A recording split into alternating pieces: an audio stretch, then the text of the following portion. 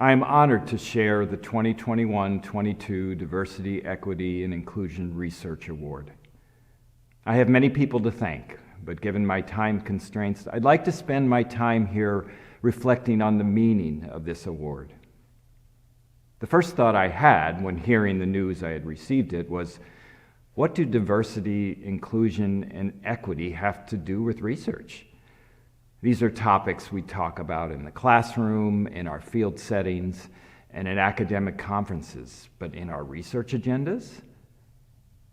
And the next thought I had is that diversity, equity, and inclusion have fueled nearly every act of research I have done in my career. We teach in social work that historically members of underrepresented groups have been excluded from research, stereotyped, and in some cases abused. So research for me is an act of recovering, honoring, and dignifying the stories of these underrepresented groups. People like gay fathers worried about being out, like librarians wondering how best to serve their homeless patrons, and yes, even my own students who courageously work in the field every day. I am privileged to be the window into such worlds.